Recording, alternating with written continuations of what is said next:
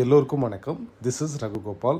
Last week மார்க்கெட்டை run பண்ண முக்கியமான நியூஸஸ் பார்த்துடலாம். இந்த வாரம் மார்க்கெட்டை அஃபெக்ட் பண்ணக்கூடிய முக்கியமான எக்கனாமிக்கல் ஈவெண்ட் அண்ட் நியூஸஸையும் பார்த்துடலாம்.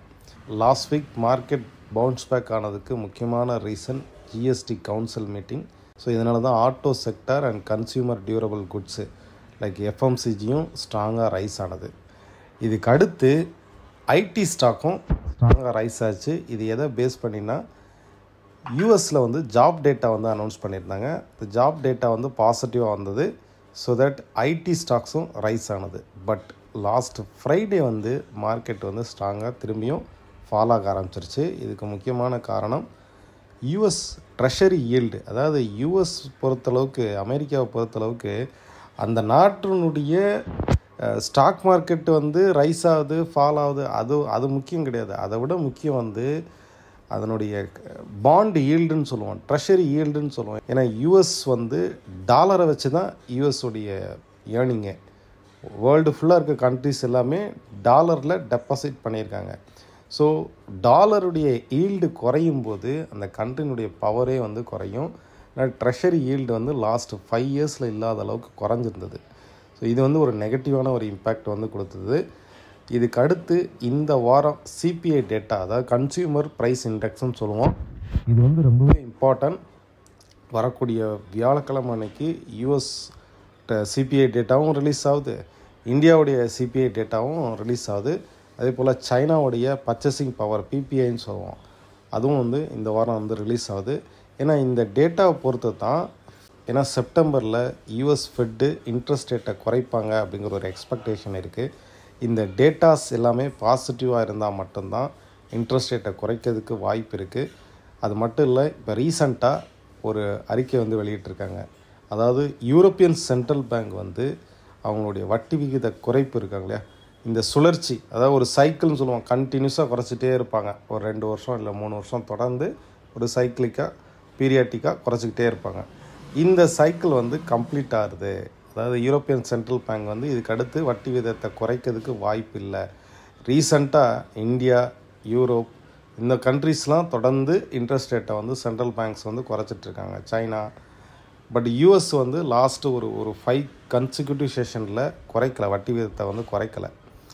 ஸோ இதுவுமே ஒரு நெகட்டிவான ஒரு இம்பேக்ட் கொடுக்குது. வரக்கூடிய வாரங்களில் ஆட்டோ, பேங்க்ஸ் இதை ஒரு சிக்னிஃபிகண்ட்டாக கவனிக்க வேண்டியிருக்கும். ஏன்னா அது இப்போ வரைக்கும் தொடர்ந்து ரைஸ் ஆனதில் auto, FMCG, consumer durable goods இது எல்லாமே ஸ்ட்ராங்காக ரைஸ் ஆகிட்டு இருக்குது. இந்த வாரமும் பேங்க்ஸ் ஒரு சிக்னிஃபிகண்ட்டான கவனிக்க வேண்டிய ஒரு ஸ்டாக்காக இருக்கும்.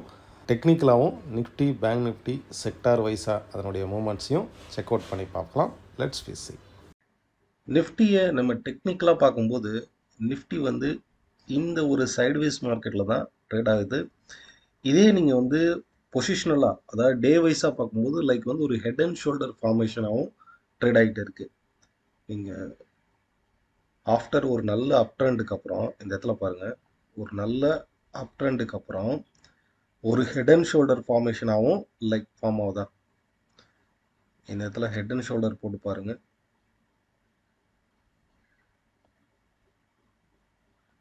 லைக் மார்க்கெட் ஒரு பீக்கில் இந்த மாதிரி ஒரு ஹெட் அண்ட் ஷோல்டர் ஃபார்ம் ஆகுது. Once head and shoulder form ஆச்சு அப்படின்னாலே இந்த ஷோல்டர் ரொம்பவே இம்பார்ட்டன்ட். ஏன்னா ஒன்ஸ் இது பிரேக் ஆயிடுச்சு, அப்சைடு பிரேக் அவுட் ஆயிடுச்சு அப்படின்னா இந்த பேட்டர்னே சேஞ்ச் ஆகிடும். லைக் இந்த மாதிரி சேஞ்ச் ஆகிடும். ஸோ இந்த மாதிரி ஹியூஜாக மார்க்கெட் அப்சைட் ரைஸ் ஆக ஆரம்பிச்சிடும். 26,300 வரைக்கும் அப்சைட் ரைஸ் ஆகிடும். அப்போ இந்த குரூஷியல் ரெசிஸ்டன்ஸ் 25,150 வாட்ச் பண்ணுங்க. பொசிஷனல் ட்ரேடர்ஸ் இதை வாட்ச் பண்ணுங்க. அதே மாதிரி சப்போர்ட் லைன், ஏன்னா டவுன் சைடு பிரேக் அவுட் ஆச்சு அப்படின்னா அனதர் ஒரு டவுன் ட்ரெண்ட் இருக்குது. குறைஞ்சபட்சம் 23,900, 23,500 வரைக்குமே டவுன் சைடு சப்போர்ட் இருக்கு. அப்போ ரைட்னோ மார்க்கெட் ஒரு ரேஞ்ச் பவுண்ட் மார்க்கெட்டுக்குள்ளே தான் இருக்குது. நம்ம லாஸ்ட் டைம் இங்கே இருக்கும்போதே பார்த்தோம். இன்பிட்வீன் 24,400க்கும் 25,000க்கும் இன்பிட்வீனில் இந்த இடத்துல ஒரு ரேஞ்ச் பவுண்டு தான் கிரியேட் ஆகும் அப்படிங்கிறத தான் பார்த்தோம். சரி, இப்போ Monday in case market gap up or gap down ஆனால் கூட வித்தின் நான் இப்போ வச்சிருக்கிறது வந்து 1 ஹவர் டைம் ஃப்ரேமில் வச்சுருக்கேன். வித்தின் இந்த ரேஞ்சுக்குள்ள மார்க்கெட் வந்து, அதாவது இன்கேஸ் கேப் டவுனே ஓப்பன் ஆனதுன்னா 24,675 இந்த ஜோனுக்குள்ள மார்க்கெட் வந்து ஓப்பன் ஆச்சு அப்படின்னா திரும்பவும் அப் ட்ரெண்டாக தான் போகும். ஏன்னா ஒவ்வொரு டைமும் இந்த ட்ரெண்டை பேஸ் பண்ணி மார்க்கெட் வந்து புல் பேக் எடுக்குது பாருங்க. ஸோ அகெயின் திரும்பவும் அப்சைடு போகிறதுக்கு வாய்ப்பு இருக்குது. இன்கேஸ் கேப் அப் ஓப்பன் ஆனாலும் சரி, கேப் டவுன் ஓப்பன் ஆனாலும் சரி, வித்தின் 24,675க்கு மேலே ஓப்பன் ஆச்சு அப்படின்னா திரும்பவும் மார்க்கெட் வந்து அப்சைடு போகிறதுக்கு தான் வாய்ப்பு இருக்குது. செகண்ட், பேங்க் நிஃப்டியை பொறுத்தளவுக்கும் ப்ரீவியஸாக இந்த இடத்துல டபுள் பாட்டம் இருக்குது பார்த்தோமா, இங்கே ஒரு பாட்டம் இருக்குது. இந்த பாட்டம்க்கு ஈக்குவலாக மார்க்கெட் வந்து டபுள் பாட்டம் எடுத்து அப்சைட் ரைஸ் ஆகுது. லாஸ்ட் வீக் வந்து வீக்லி வீடியோஸ்லேயே பார்த்தோம், மார்க்கெட் வந்து டபுள் பாட்டம் எடுத்து பவுன்ஸ் ஆகுது. ஸோ அப்படி டபுள் பாட்டம் எடுத்து அப்சைட் ரைஸ் ஆகும்போது எவ்வளோ தூரம் வந்து ரைஸ் ஆகுங்கிறத பார்த்தோம். 54,440 வரைக்கும் இம்மீடியட்டாக ரைஸ் ஆகும். இது வந்து லாஸ்ட் வீக் வீடியோவில் வந்து பார்த்தோம். இதில் பாருங்க, லாஸ்ட் வீக் வீடியோவில் டபுள் பாட்டம் ஜோனில் இருக்கு பாருங்க, கரெக்டாக டபுள் பாட்டம் ஜோனில் இருக்கா. ஸோ அப்சைட் ரிவர்சல் ஆகும்போது immediate resistance 54,440. So last week எவ்வளோ தூரம் ரைஸ் ஆயிருக்கு, எக்ஸாக்டாக பேங்க் நிஃப்டி 54,450 நம்ம கணிச்சிருந்தது 54,440. மார்க்கெட் வந்து ரைஸ் ஆனது 54,450 வரைக்கும் ரைஸ் ஆயிருக்கு. ஸோ இன்ட்ராடேயை பொறுத்தளவுக்கு, ஷார்ட் டேர்ம் ட்ரேடை பொறுத்தளவுக்கு டெக்னிக்கலில் எக்ஸாக்டாக எவ்வளோ தூரம் போகும், எந்த பாயிண்டில் வந்து திரும்பும், இதுதான் வந்து முக்கியம். இந்த ஹையை பிரேக் பண்ணும்போது அடுத்த வாரம், அதாவது இந்த வாரம் வந்து நெக்ஸ்ட் ரெசிஸ்டன்ஸ் 54,950 வரைக்கும் ரெசிஸ்டன்ஸ் இருக்கும். ஸோ வித்தின் இந்த ஜோன் வரைக்குமே மார்க்கெட் வந்து பேங்க் நிஃப்டியை பொறுத்தளவுக்கு ஒரு ரேஞ்ச் பவுண்ட் மார்க்கெட்டு தான். நிஃப்டியும் ரேஞ்ச் பவுண்ட் மார்க்கெட்டு தான், பேங்க் நிஃப்டியும் ரைட்னும் ரேஞ்ச் பவுண்ட் மார்க்கெட்டாக தான் ட்ரேட் ஆகிட்டு இருக்கு. நெக்ஸ்ட்டு சென்செக்ஸ் வந்து பார்ப்போம். சென்செக்ஸும் நிஃப்டியும் ஆல்மோஸ்ட் ஒரே பேட்டர்னில் தான் ட்ரேட் ஆகும். சென்செக்ஸை பொறுத்தளவுக்கு இந்த சைடுவேஸ் அப் ட்ரெண்டில் சி பாயிண்ட் சப்போர்ட் எடுத்திருக்கு. இதுவுமே தொடர்ந்து அப்சைட் ரைஸ் ஆகிறதுக்கு பாசிபிலிட்டிஸ் இருக்குது. சென்செக்ஸை பொறுத்தளவுக்குமே நமக்கு சப்போர்ட்டுங்கிறது 80,420ங்கிறது ஒரு க்ரூஷியல் சப்போர்ட்டாக இருக்கும். வித்தின் இந்த ஜோனுக்கு எபோவில் ட்ரேட் ஆகிற வரைக்குமே எப்போ வேணாலும் திரும்பவும் அப்சைடு வந்து ரைஸ் ஆகலாம். மினிமம் 81,200, 81,220ங்கிறது ரெசிஸ்டன்ஸாக இருக்கும். ஸோ இன்ட்ராடேவை பொறுத்தளவுக்கு நிஃப்டி ஒரு சைட்வேஸ் அப் ட்ரெண்டில் இருக்குது, சென்செக்ஸும் சைட்வேஸ் அப் ட்ரெண்டில் இருக்குது. வித்தின் இந்த ஜோனுக்குள்ளே ஓப்பன் ஆகிற வரைக்கும் திரும்பவும் எப்போ வேணாலும் அப்சைடு வந்து ரைஸ் ஆகலாம். பேங்க் நிஃப்டி மட்டும்தான் ஒரு ரேஞ்ச் பவுண்ட் மார்க்கெட்டில் ட்ரேட் ஆகிட்டு இருக்கு. லாஸ்ட் வீக் செக்டார் வைஸ்ன்னு பார்த்தீங்கன்னா மெட்டல் செக்டார் வந்து லாஸ்ட் வீக் வந்து ஸ்ட்ராங்காக அப்சைடு ரைஸ் ஆயிருக்கு. செக்டார் வைஸ்ன்னு பார்க்கும்போது மெட்டல்ஸ் அண்ட் பிஎஸ்யூ பேங்க்ஸ் இது ரெண்டு மட்டும்தான் சைட்வேஸ் மார்க்கெட்டில், அதுவும் மெட்டல் செக்டார் வந்து ஸ்ட்ராங்கான பவுன்ஸ் பேக் ஆகிருக்கு. இதுக்கு அடுத்து எஃப்எம்சிஜி, இந்த 3 செக்டார்லையும் பாருங்கள், நீங்கள் வீக்லியில் எடுத்து பார்த்தீங்கன்னா மெட்டல் செக்டார் ஸ்ட்ராங்காகவே பவுன்ஸ் ஆகிருக்கு. குறிப்பாக டாடா ஸ்டீல் இது வரைக்கும் இந்த இடத்துல பாருங்கள் ஒரு ஹெட் அண்ட் ஷோல்டர் ஃபார்மேஷன் மாதிரி ஃபார்ம் ஆகிருக்கா மெட்டல் செக்டாரில்.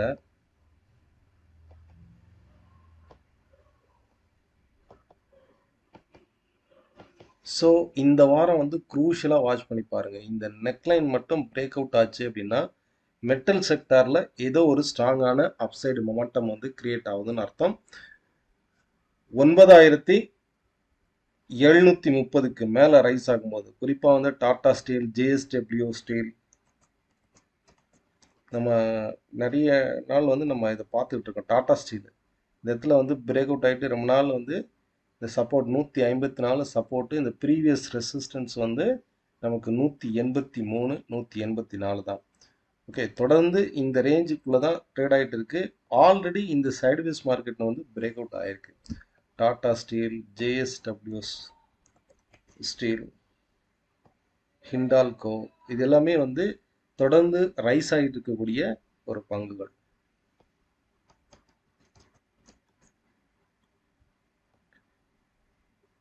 ஹிண்டால்கோ ஆல்ரெடி பிரேக் அவுட் ஆயிருக்கு.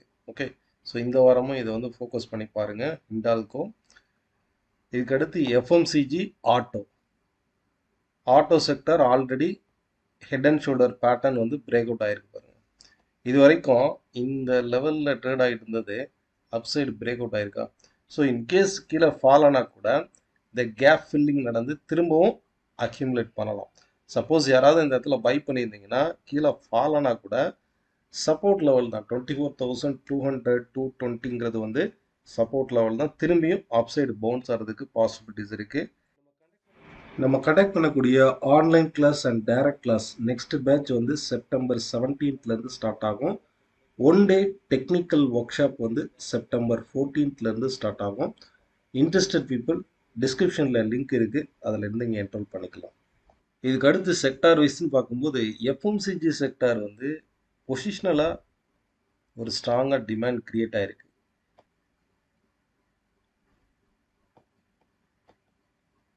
ஓகே, ஓவரால் அப் ட்ரெண்டில் சி பாயிண்ட் சப்போர்ட் எடுத்து அப் சைட் ரைஸ் ஆகுது.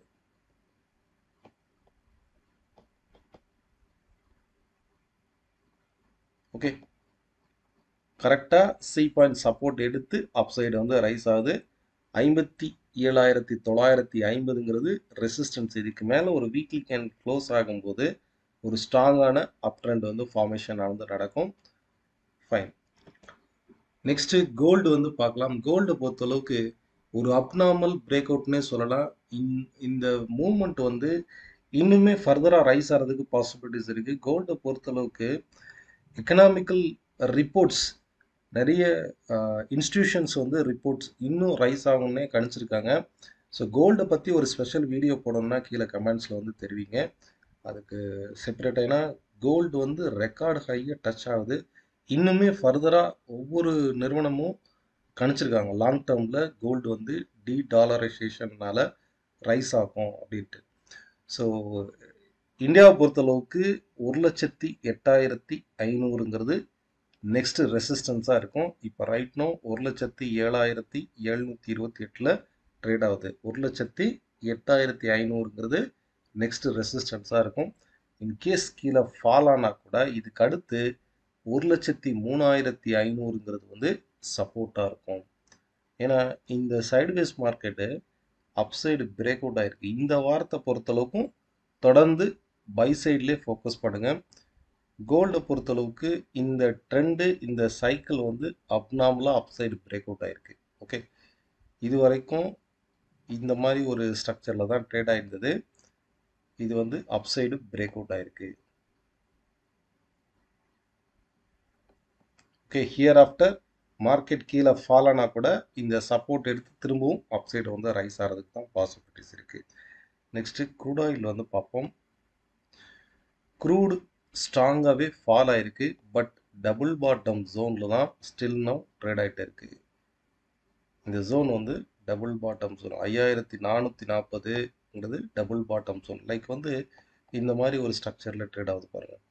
அப்சைடில் ஒவ்வொரு டைமும் இந்த ட்ரெண்டோடைய ரெசிஸ்டன்ஸ் டச் ஆச்சுன்னா மார்க்கெட்டு கீழே ஃபால் ஆகுது. அதே போல் டபுள் பாட்டம் எடுத்து திரும்பவும் அப்சைடு வந்து ரைஸ் ஆகலாம். மார்க்கெட் வந்து ஒரு குரூஷியலான ஒரு ரேஞ்ச் பவுண்ட் மார்க்கெட்டுக்குள்ளே தான் ட்ரேட் ஆகுது. 5,440 வந்து 400-440 சப்போர்ட் ஆகும். அப்சைடில் 5,800 இந்த ஒரு 400 பாயிண்ட்டுக்குள்ளே தான் crude oil ups and downs trade ஆகுது. அதாவது இப்போ இதெல்லாம் வந்து பார்த்தீங்கன்னாக்கா next month contract, monthly contract தான் க்ரூட் ஆயிலை பொறுத்தளவுக்கு. நெக்ஸ்ட் மந்த் கான்ட்ராக்ட் மாதிரி எடுங்க. இன்ட்ராடேயில் அன்னைக்கே வாங்கி அன்னைக்கே செல் பண்ணுற மாதிரி ஆப்ஷன்ஸ் வந்து எடுக்காதீங்க.